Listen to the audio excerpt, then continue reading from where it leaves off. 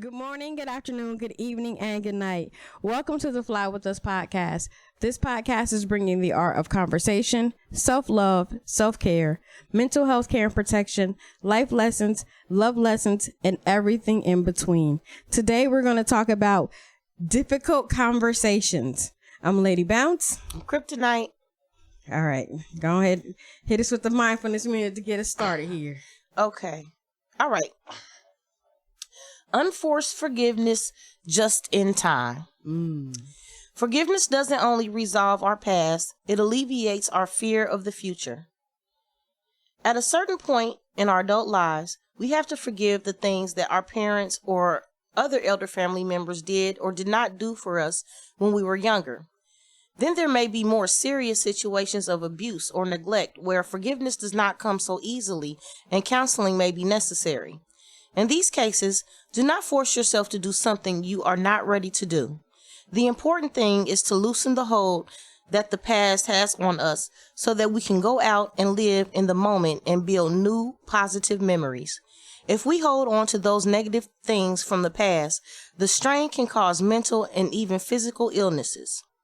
This evening, mentally forgive that member of your family who did something wrong to you. Hold the inner intention of forgiveness for the entirety of your meditation session. If you cannot forgive this person, and it is completely okay if you cannot, make a promise to yourself that you will again, when you are ready, get professional help for your own sake and not necessarily for the perpetrator. It is this time that the wounds from the past no longer hold you back. So that was a word right there. Yeah, and it was a good one.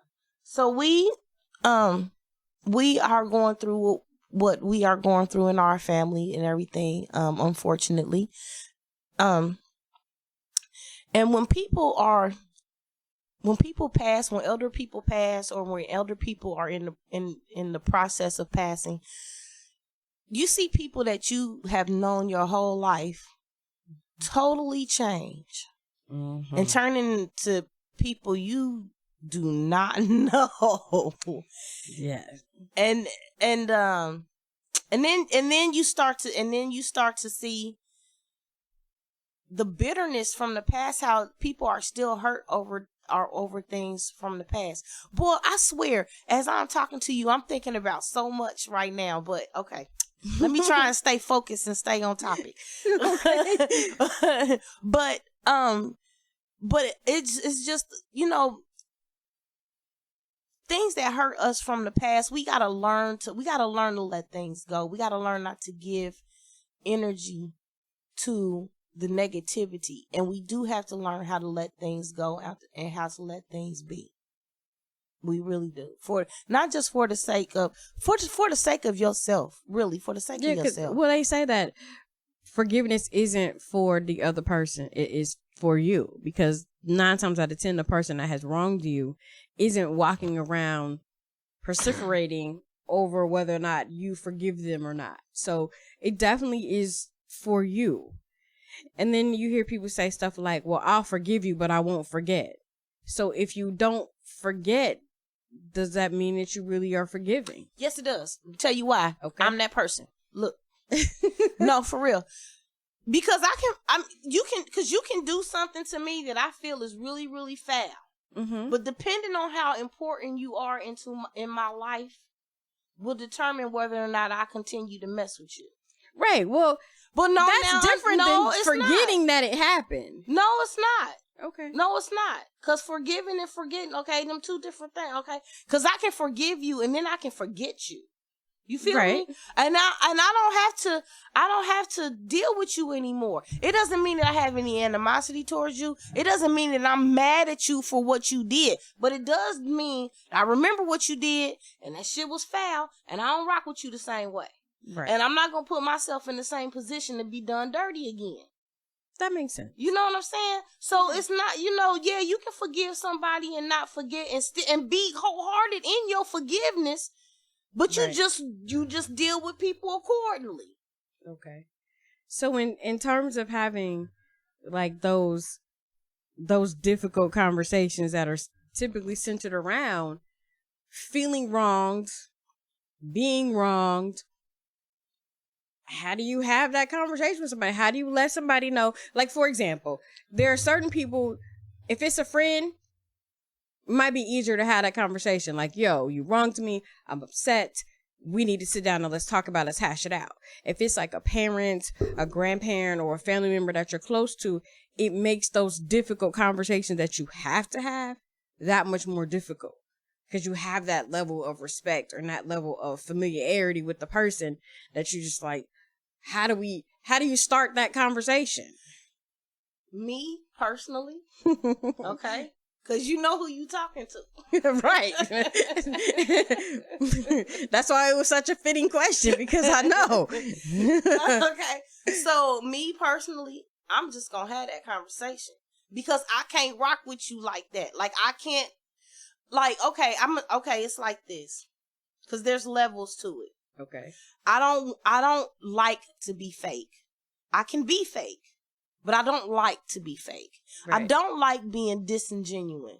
Right. I don't like it. It's a waste of energy. But what's more of a waste of energy is me dwelling on something that I can't change. Like, I can't change that if I'm related to you and I don't like you. I can't change being related to you. Right. You know what I'm saying? Yeah. So you're older, you know what I'm saying? I'll give you a certain level of respect because you are my elder, but I won't rock with you like that. I'm not coming to visit you. I'm not checking on you. I'm not calling you. I ain't doing you no favors. But it's kind of different depending on who it is. Like, if it's an aunt that's or my uncle, point. you can be like, listen, yeah. That's my point. That's exactly my point. Now don't get me wrong. If I have if there is an elder person in my family that I don't like, but they are really in need, like this person literally, they are medical, there's an issue that they can't get out the house, they can't do this, they need a doctor's appointment. I'm not that petty where I'm not going to take this person to a doctor's appointment. Right. You feel me? I'm not going to be. But we're not having afternoon tea. We might have some afternoon tea, but that tea going to last about 15, 20 minutes.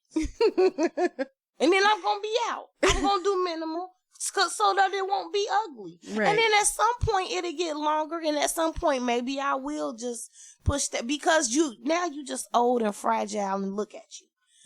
I mean, look at you. Damn. Hey, that sounded bad, didn't it? But for real. But think about it though, because you know who I'm talking about. Yeah. And don't nobody rock with her like that. Nobody, right. none of us rock with her. Right. But there's going to come a time where she's going to really, really need something, and she don't have, and when she ain't got nobody. There is nobody that's going to be willing. Not one. None. Nobody. Yeah. And we all know why.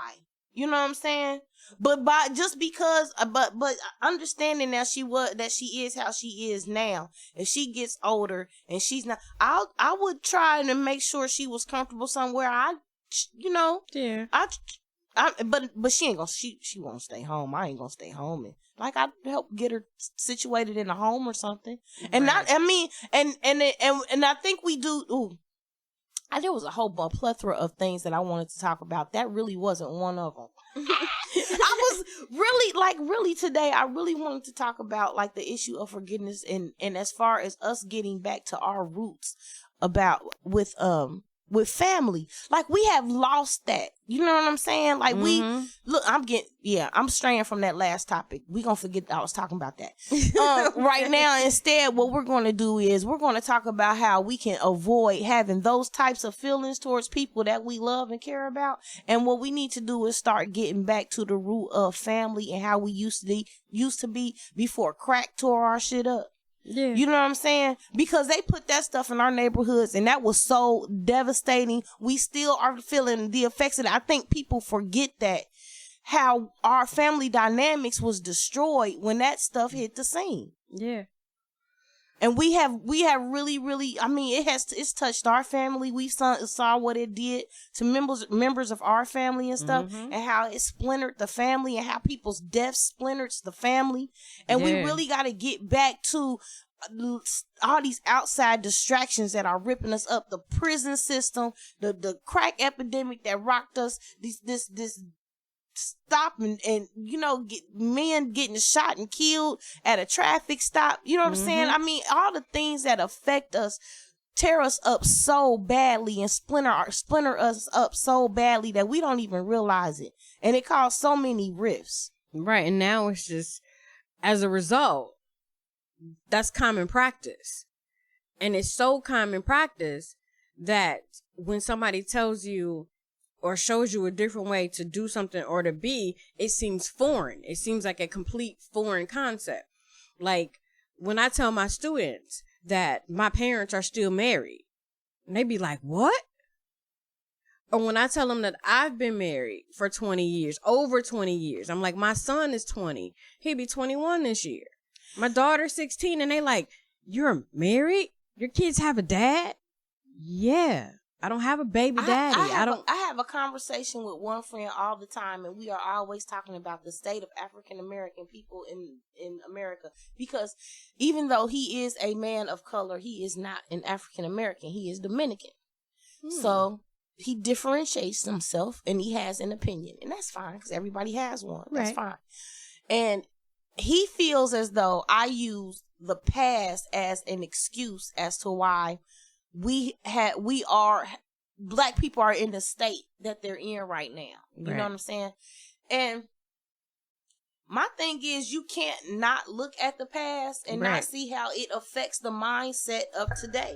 Right. Or things that have happened today. You can't do that. Like you can't say, well, Black people just weak and they just wrong, and you can't say that. No, you know what I'm saying? You can, I mean, there's something that's blatantly obvious as the crack epidemic versus the opioid epidemic. You know? So the opioid addicted people get treatment and they get love and they get all of these things. Yeah, because they have a disease. Right, it's a disease. Right. But when it was crack and it was us, it was like, that's just what they do. But let me tell you the difference in that as well. And why they have to do it that way. Because they are the ones that are prescribing those opioids to their sons and their daughters. Mm-hmm. They're giving it to them. They're the pushers. They're the drug dealers. Mm-hmm. And they have a legal license to do it. Right. So they're treating diseases and they're treating pain. That's why it's a disease. When it was crack, it was illegal because they threw that shit out on our streets and it was on corners and shit. You couldn't go to a doctor with a piece of paper and get it. You know what I'm saying? So that they criminalized that, you know what I'm saying? But that was for that reason. But this can't be criminalized though. You can't criminalize giving people pain medication and all of that stuff. You know what I'm saying? But that's what that is. That's why they got that set up like that. That's their excuse for killing their sons and daughters, is that they have prescriptions for that. But my point, my thing is that when an elder dies, when you have someone that, you have grown up with your whole life, the whole time you've been on this planet, that person been on this planet too. You know what I'm saying? And that touches everybody's life, aunts and uncles and cousins, and that touches everybody's life. And it's just so heartbreaking to see a family be broken and splintered, and because of all these things from the past that come up in the event of this person's death, and how all of these irritations and these feelings that have never been spoken on, now they come up at this moment. And this is like the time where you need to bond and stick together and be together and be each other's strength. And it's just sad that we've just all been so browbeaten and so broken down by life that we can't even come together in somebody's death. And this is to celebrate a life, because this man was on the earth for 84 years. He saw 84 years. Right. That is a life to be celebrated. It is. And instead, you have people bickering and arguing and being petty. Yeah. And it's nuts. And we just got it. It's so many things that come at us on a daily basis. And it's like, how do we get back to being what we were? Like, how do we really take those steps to really and truly, especially when you have difficult people in your family that don't want to listen and don't want to be forgiving, and they do hold on to the petty stuff. It's so hard to always be that person. But I manage very well, thank you. I mean, not, me and Jay were talking about this, and every time somebody passes, we basically have the same conversation. Like, it's crazy and amazing the way that death brings out the worst in the living.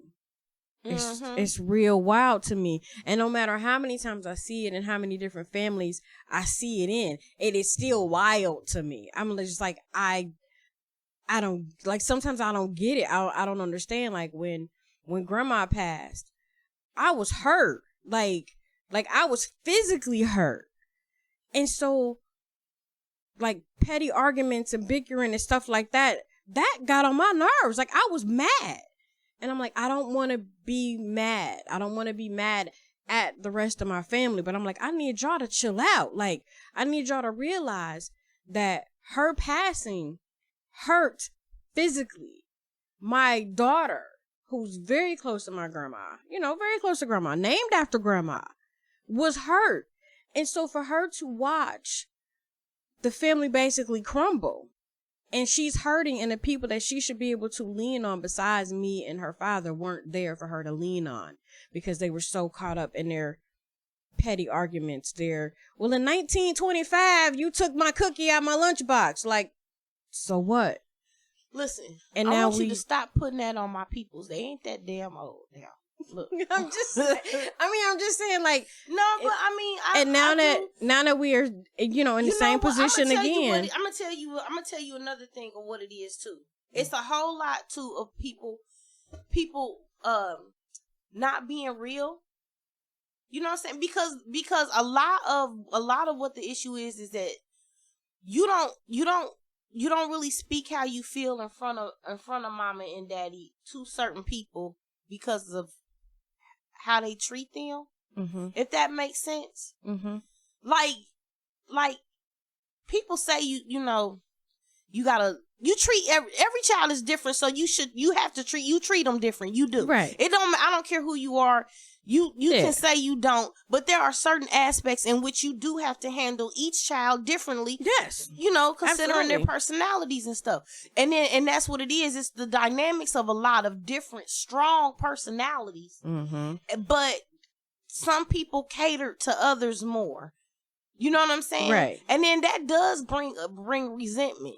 Where like I'm constantly, I gotta tiptoe around you when mama around. Or I gotta keep my mouth closed when daddy around.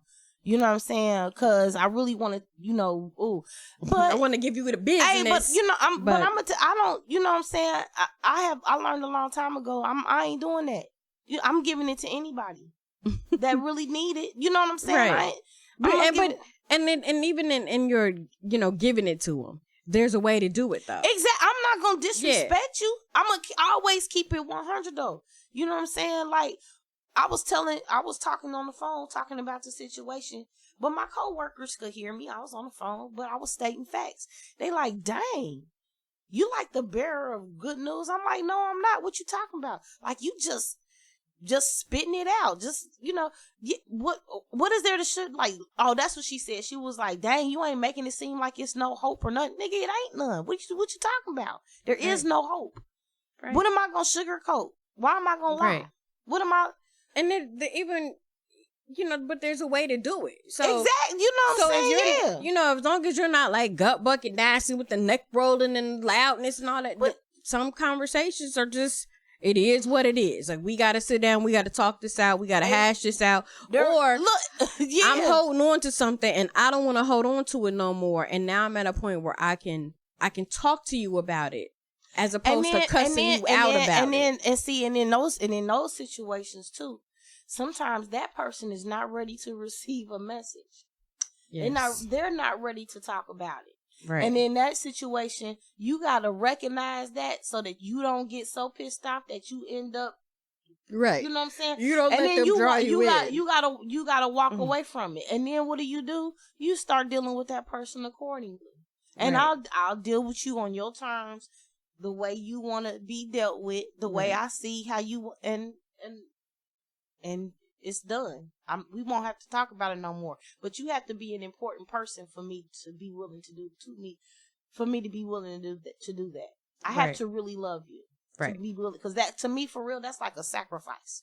Right. Because I feel like, because it's still bothering me. Yeah, and you're sacrificing being your authentic self for the sake of somebody else's feelings. For the sake of someone else, and for the sake of love, because I love you that much. Right. That I'm willing to do that, because, other than that, you probably wouldn't be in my life.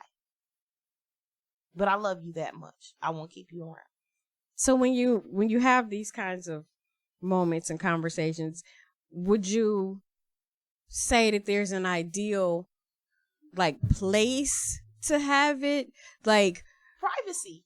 I wouldn't do it in a restaurant. No, not the restaurant, but would you do it at your house, at the other person's house? Their house, it don't matter. Neutral territory. You ain't gonna fight. Ooh. I mean, I'm just. But I'm saying, what difference do it make where you at? Because then it'll be one of these, she brought me to her house to cuss me out, or she came over my house and cussed me out. If somebody does that, they a lie, because that's not what's gonna happen. I'm not gonna cuss you out.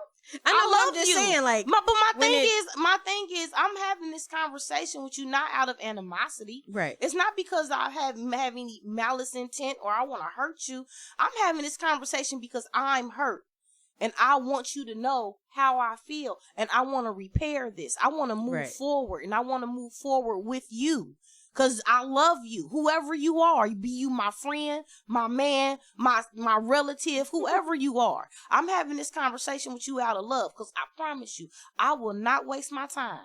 Right. I will keep it pushing.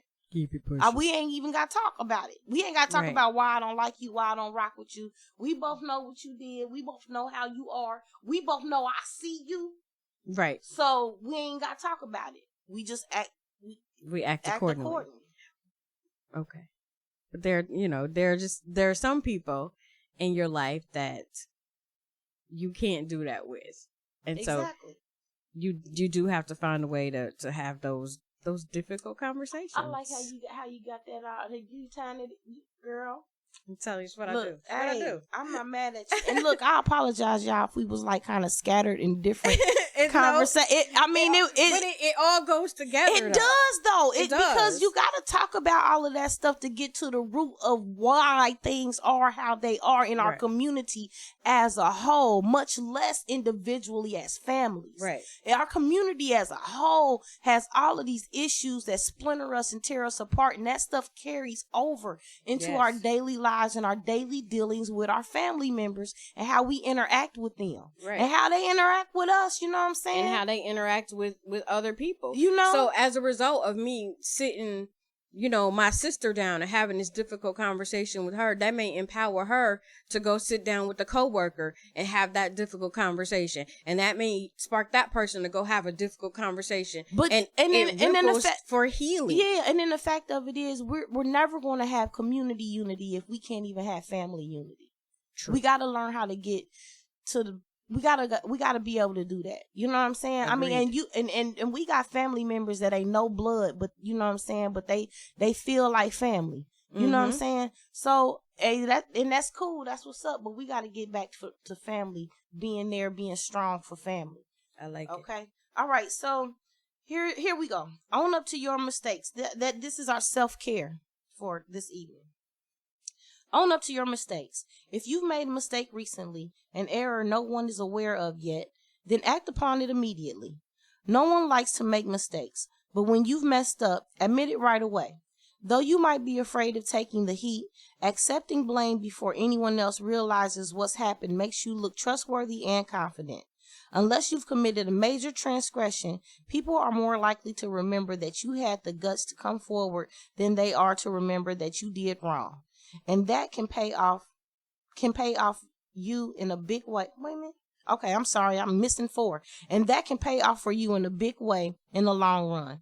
I really got to get some glasses. I really do. But I will say this too. Not just that, along with that, owning up to your mistakes, is also reflect on the situation that has happened with a family member that you have a disagreement with or that you have some animosity towards.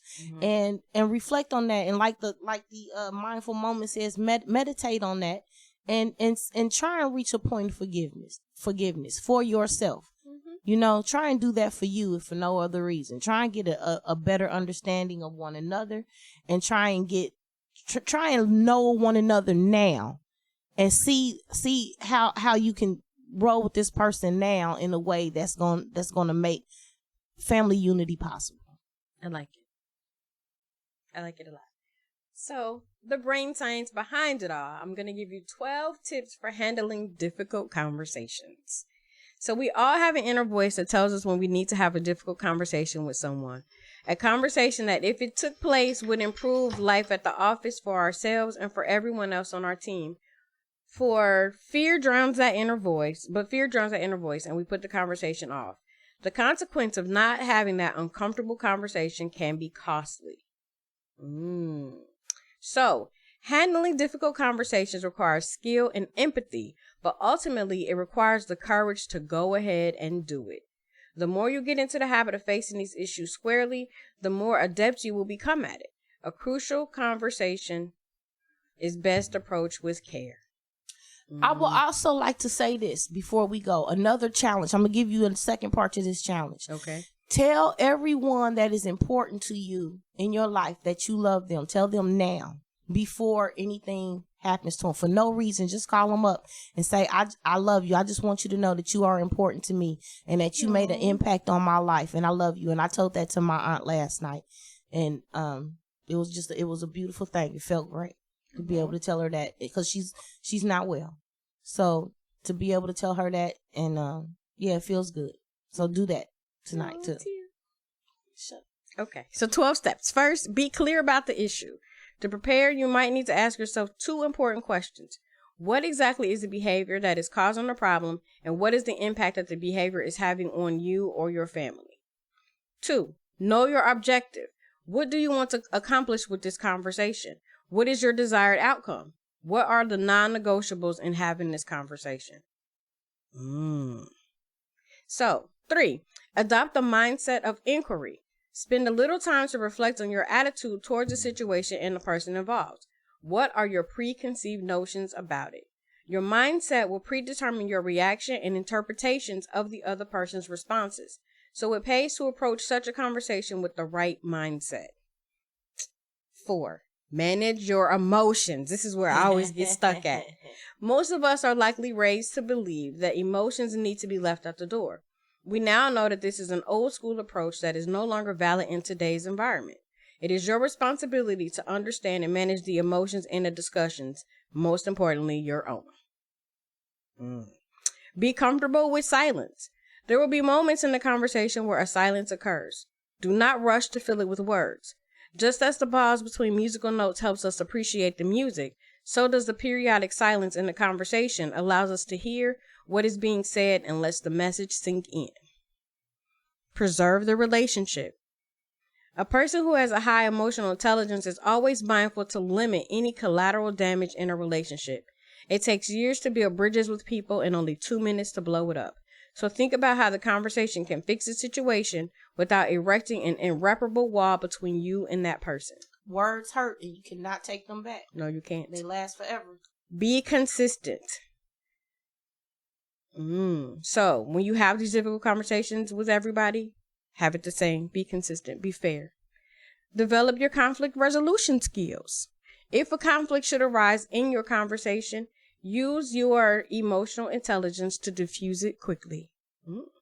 Watch your reaction to thwarting ploys. So when they're trying to deflect, you have to watch how you react to said deflection to keep the conversation moving positively.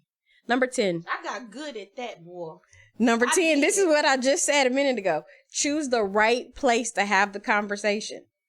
Calling people out for lunch may not be the best strategy for having a difficult conversation or the best place. Try to find neutral territory if possible, or if not, an afternoon tea date. I've never heard of a tea date. Tea date at one of your houses will be ideal.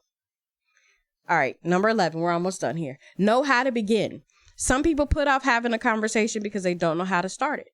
The best way to start a difficult conversation is with a direct approach. So you would say, hey, I would like to talk to you about what happened when, and then you can go from there. Try to use your I statements and I messages so it doesn't seem as though you are placing blame. Last but not least, teach other people how to handle difficult conversations.